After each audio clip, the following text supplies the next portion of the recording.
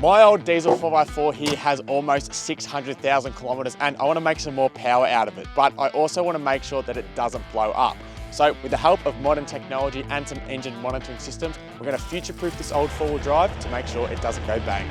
So most of you will be familiar with my GQ Patrol and its TD42 engine. Pretty much when I bought this thing, it was a naturally aspirated motor. And then about 3 years ago, I put a turbocharger on it. Now the turbocharger, it's just a factory TD42 turbo setup. So that's a H18 turbo, which is pretty small. And it's got factory wastegate pressures running and it's been like that ever since. Now, it's no secret that the old TDs aren't really a rocket ship, and like most others, I've always wanted to make a little bit more power out of this thing. Now, you might remember that at the start of the year, I actually put in a second-hand 11mm boost compensated pump, which is an upgraded pump over the standard one, with the hopes of making a bit more power. And I've actually just gone and bought another item, which is going to be, crucial in helping me make a bit more power out of this thing. So before we go and try and squeeze some more horses out of this thing, we're actually going to be doing a couple small modifications, which are going to allow me to do it a lot safer. And not only that, they're actually going to allow me to see that if these modifications I'm putting in place are actually making a difference in helping the car to make more power. All right, so Patrol is in the shed and we're actually going to be installing some new sensors. Now, I do already have quite a few in this, but there's ones that I haven't actually been able to, watch before, parameters I haven't even thought of before, and I'm going to be able to do that after today. So, engine monitoring gauges, I feel like they're super important. Once you start, adding more stuff to your engine that makes it work a bit harder, or even if you're just driving the car harder, they're a really good way to get an insight on how your engine's working without just relying on, the pissy little water temp gauge on your dash. So we'll go quickly run through the ones that I'm already watching on the car and a bit of how they work, and then we'll dive into putting the new ones in. So this was the first thing I installed when I turbocharged the car. This is the 14-in-1 multi-gauge from Just Race Parts. It lets you monitor a bunch of different parameters like, EGTs and water temps and oil pressure and all those things, but you might not have even heard those terms before and if they're actually important, so let me explain. Now, the first one that I like to watch, and you might have heard of it before, is water temperature. Now, this essentially monitors the temperature of your engine's coolant. Now, you might be thinking to yourself, well, my car already has a water temp gauge from standard, and you're right, it will. But the problem with these is that, particularly in these older cars as well, they're usually quite unresponsive and they're sort of set to just sit in the middle of the dial the whole time, even as your coolant temp varies quite a bit while you drive. So that's why I like to have an aftermarket water temp gauge, as it's far more responsive in giving me real-time water temperature readouts. Now, if you do just rely on your standard gauge, you'll probably find that your car's going to get hot without you knowing, and that's a big problem because getting an overheated engine due to increased water coolant temps can cause problems like head gaskets, head warping, and also head cracking, which, they're quite big problems that you don't want to run into. Now, because I'm a TD42 owner and I'm naturally paranoid of water temps, I've actually gone a step further. The 14-in-1 also has a feature called Head Guard, and it adds a coolant system pressure sensor. So if you've got like a leak from a hose somewhere, it'll tell you live on the gauge whether you're losing water pressure. So that's a cool one to have. And it's also got a low coolant alarm. So if overnight water starts leaking out and I lose half my coolant, then when I go to start the car the next day, it'll actually tell me that I've got low coolant. So just a little extra precaution. Now, the next one I really like to watch is the exhaust gas temperature, also called EGT, which you might have heard of. And as the name suggests, it measures the temperature of the exhaust gases that come out of your combustion chamber. Now, EGTs are a great one to watch because they can actually be used to determine how well your engine's running, as your EGT is very closely correlated to your air-fuel mixture that's being burnt in your engine. Now, generally speaking, and particularly for an old diesel motor like this one, the more fuel you have in your air-fuel mixture, the higher EGT temperatures you're going to get as a readout, and the lower the amount of fuel in the air-fuel mixture, you're going to get lower EGTs. Now, one thing to note is that your exhaust gas temperature can actually differ depending on where you put the EGT probe, like this one. So in my car, I've got it mounted post-turbo, which means it's after the turbo, and it's usually in the dump pipe, but you can also mount these pre-turbo, which means before the turbo, and people like to stick these up in the exhaust manifold as it gives them a more accurate reading. Now, EGT is one I really like to watch when I'm pushing the car a little bit harder. So whether that's, four-wheel driving on the beach or in the mud and you're really revving the car, or even going up hills on the freeway, anytime that you're sort of sinking your foot into the car a bit more is usually when you'll see a spike in EGT. And the great thing about it is that EGT is like an instantaneous readout of the temperature that's occurring within your motor. So unlike water temps that, if you're climbing up a hill, the water temp might not really start to skyrocket until you've already reached the top of the hill. The EGT is going to start rising as soon as you put your foot down right at the bottom of the hill. So it's a way more accurate sort of an instantaneous way of getting a reading to the temperatures that are going on inside your engine. Now, every engine has sort of a happy temperature that you don't want to go above. For TDs, I think it's around 550, but pretty much if you do see excessively high EGTs and for a long period of time, you're going to start having problems like cracked pistons as, you know, the metal starts to change its composition when it gets too hot. Also things like burnt valves. So yeah, definitely one to watch the EGTs so they don't get too hot. The next one I really like to watch is my intake manifold pressure, and this is also known as boost pressure. Now, you've probably heard of this one, and pretty much it's the measure of the pressure of the air that's in your intake manifold and heading into your engine. Now, usually to get boost, you're gonna need some form of compressor, usually done with a turbocharger like on my car, or a supercharger is another really common one. Now, the thing about having a compressor is that by having more pressure in your intake, you're gonna have more air and then more power because you can add more fuel with that mixture. Now, monitoring boost is a great one because your engine requires a very specific mixture of air and fuel to run properly. And if you have the incorrect boost, you might start running into problems like low power or a high or low EGT. And this is usually caused by things like intake leaks, or it could be by a malfunctioning component like your wastegate or a boost controller, or it might just be because your car's not tuned correctly and set up correctly. Now, the last one that I've been monitoring is my oil pressure, and this one is absolutely essential. It is the measure of the oil pressure that's circulating your engine, and as you can imagine, it's essential for oil lubrication, all your components that require lubrication so that they don't clash and wear on each other and grind and seize. This is absolutely mission critical. Now, some cars do actually have oil pressure gauges from standard. I know Paddy's 80 series has one. And look, it's definitely good to have, like it'll tell you you've got oil pressure, but again, sort of like what I was saying with the water temp before, it's not necessarily that accurate. It's not like you've got, you know, individual pressure readings. You're just looking at a gauge and, you know, here or there could be a massive change in pressure that you might not recognize. Oil pressure gauges are a good one because they can help diagnose certain problems. I mean, mine will even just start to show change in oil pressure when my oil's getting a little bit old, letting you know that you need to be serviced. Other things, if you have a leak, obviously you're gonna lose pressure and it'll alert you to that. And also, you know, bigger issues like a blocked oil pickup, it'll definitely let you know about that one. So those are the 4 sensors I've been running, and I highly recommend looking into getting these for your car if you don't already have them. They're super handy, and a bonus with the 14-in-1 is all of this stuff you can set on alarms if you want. So like I have, you know, what good's a gauge if you're not looking at it? So if I lose track of it, this thing will start beeping and flashing at me to make sure that I know something's going wrong. So yeah, really handy, highly recommend it. And with this arsenal, we're actually going to be expanding it today. So I've got a couple more sensors, and one of them I don't think you've probably seen in a four-wheel drive before. So we've got a few new types of sensors that we're going to install, and we've got some pretty cool and unique ones too. So I'll run you through quickly what we've got. First one, we're going to be adding an oil temperature sensor. It's going to let me know what the oil in the engine is doing if it's getting too hot. Next, we're going to be putting in an intake air temperature sensor. This is a cool new one, which I'm keen to see. It's going to help with seeing what temperature the air is going to the engine, and also helping to see the effectiveness of some future cooling mods that we're going to do. And lastly, we're going to be adding a wideband controller with an O2 sensor, and this is going to allow me to see my air fuel ratios coming out of the car. So we're going to be able to monitor pretty much everything that's going on with this engine. And the thing that still blows me away is that it's crazy that all of this stuff and all the sensors already there all plumb in right to the 14-in-1, and it's all visible on the one screen.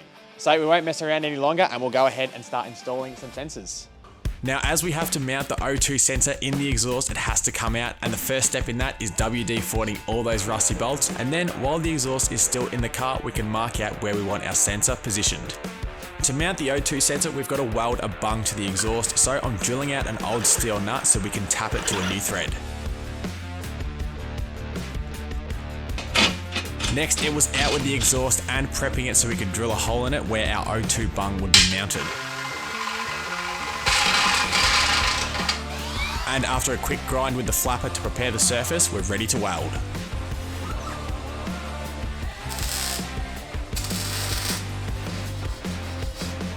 Now, I'm being careful here to make sure that I get enough heat and penetration into the thick steel of the nut, but at the same time, don't put in too much heat to the thin steel of the exhaust and blow a hole.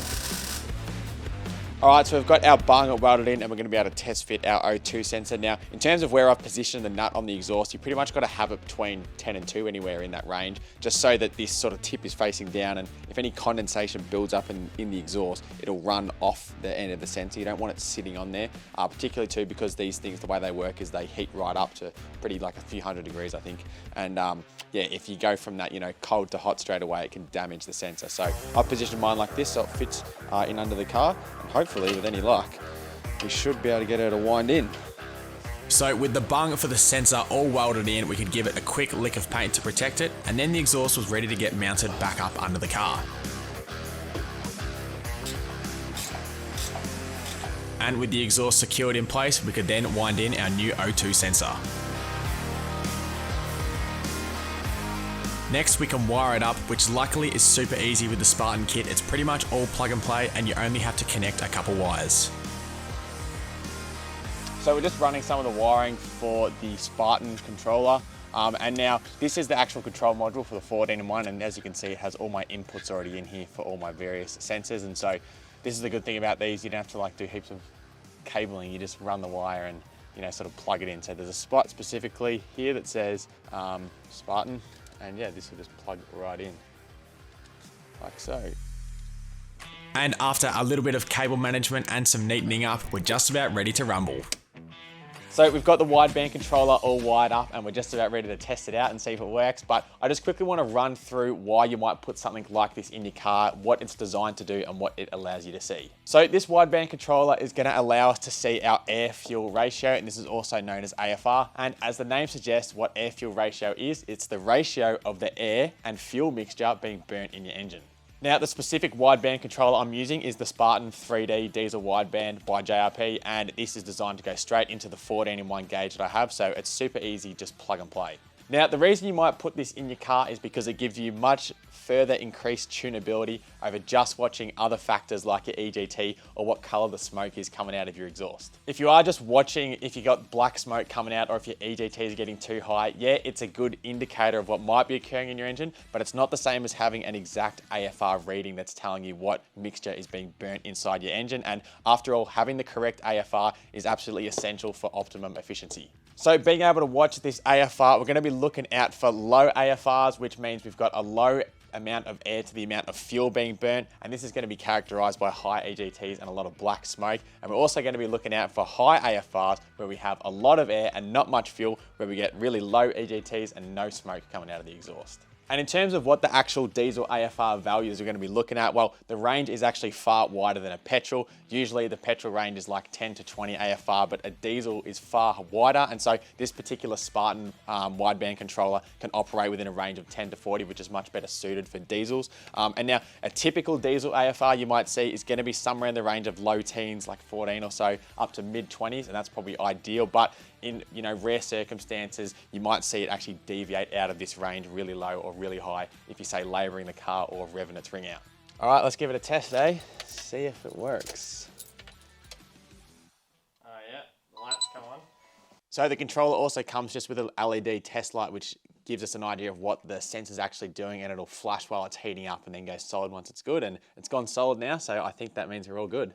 So we've let our probe heat up for a couple of seconds, and now you can see our AFR reading is maxed out at 40, and that's because it's all air in the exhaust at the moment. There's no fuel. So we'll give it a start, and I'll be curious to see if that changes. I reckon it should.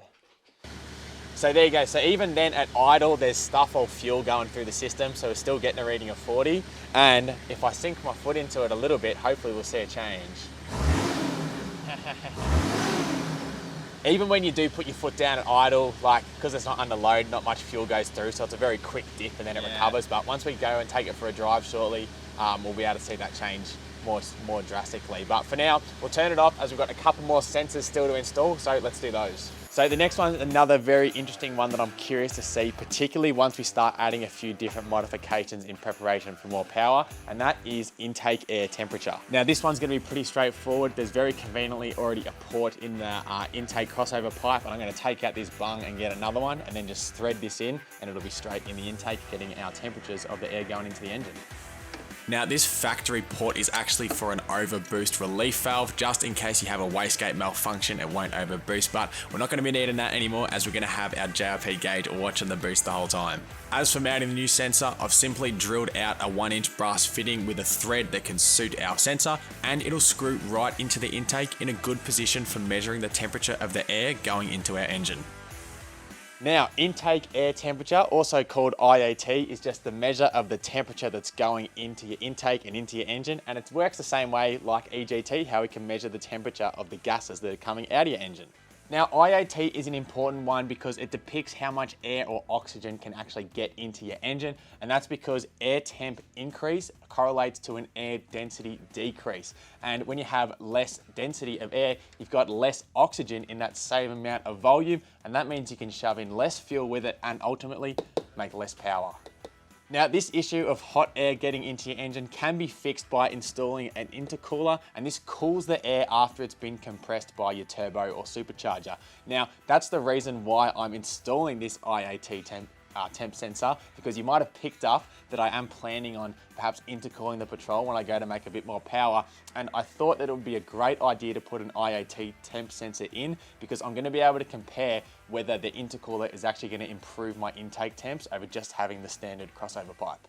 Now, the final one to install, and this is purely just because this thing can have so many inputs, I figured why not, is an oil temperature sensor. And this is just going to be handy as it's kind of like a second way to measure the temperature of the engine rather than just relying on water temp. Now, luckily there's a grub screw on the other side of the block, which I've already got a bung in there, so I'm literally just going to be able to thread this straight in.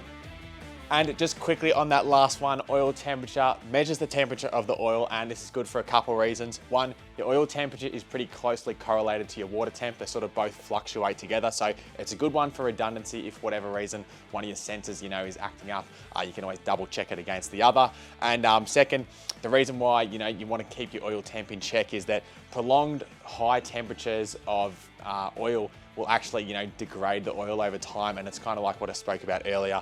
That's going to be bad for stuff like lubrication and oil pressure, and you're going to have to change your oil much more frequently.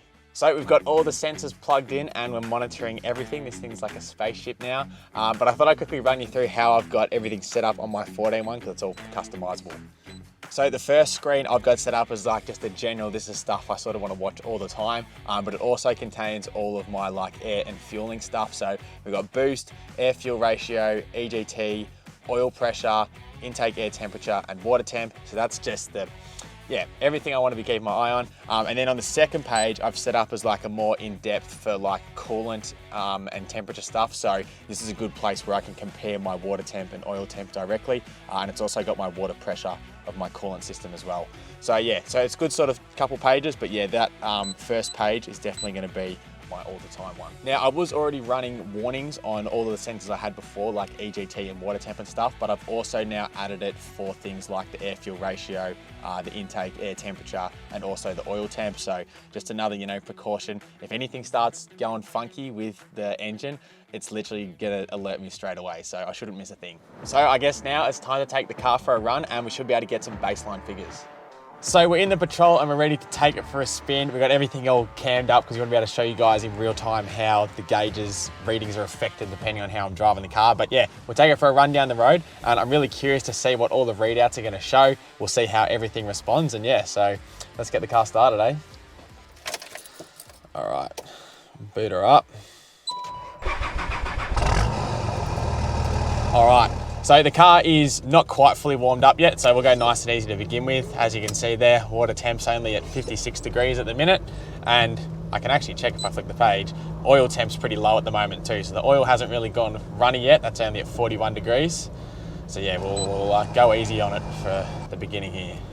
You can see straight away those AFRs are doing something. The car might be a little bit smoky as well because it's still warming up. Like if I put my foot down, you'll see the AFRs drop, and potentially a little bit of smoke probably comes out of the exhaust too. Now another one you'll see is the intake air temperature there. Obviously when I'm cruising it's pretty low, but if we spool that turbo up a little bit you should see it climb. Gets up there. Again, that's a pretty sort of light acceleration. We're on flat ground, so.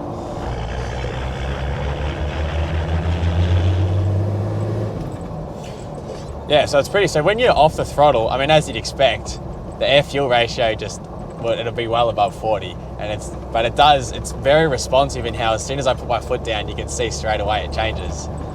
Now what we're gonna do here, we've got the good old hill. You've seen us drive up this hill before. It's a great test for the car. It's nice and long and pretty steep too, so we'll give it a good run up there and we'll be able to see what happens with, our EGTs and our intake temperatures as well. So let's give it a crack, eh? Give it a boot full. You can see, but I'm pretty much maxed out on my boost pressure there, and the EGTs are climbing very quickly. Air fuel ratio is going down to about 16. Intake air temperature is already in mid 50s, and that EGT is definitely creeping up. That's foot flat, we're doing about 70 Ks. Oh, and that's the gauge telling me to back off. I just hit 550 on the EGTs, so that's the time to stop before I go and crack all my pistons. So yeah, it's good knowing that if I get a little bit silly and just start sinking in because I want to get up a hill fast, the 14-in-1 always pulls me up, and I was like, better slow down. Don't want to be doing any damage. So, and on the second page, obviously I've got my water temp and oil temp, and another reason this is great, I don't know if you can see my standard temperature gauge. It's on like the bottom, it's like less than a quarter, which I don't know if that's right. It's such a wide spectrum on these that it's pretty much useless. So that's why I definitely want my water temp there, and the oil temp is a good indicator as well. As I mentioned before, they sort of correlate in their measurements, so they'll stay like it's sort of similar temperature apart all the time. And if one goes haywire, then you can use the other one to check against it. But yeah, factory gauge is doing absolutely bugger all in this instance. Well, there you go. All those sensors are working absolutely awesome. And it gives me the confidence I need to push a bit more power out of this thing and know that I'm not going to blow it up. So there you have it, the Patrol and the TD42 are now fully protected with all the new sensors, and we're ready to make some safe power. Now that's what you're going to see next, but I do have a question in the meantime. If you could choose, or if you have a choice, what do you prefer, top mount or front mount intercoolers? I'm curious to know your thoughts. But anyway, if you enjoyed this episode, make sure you leave a like and a comment down below and get subscribed, and we'll see you in the next one.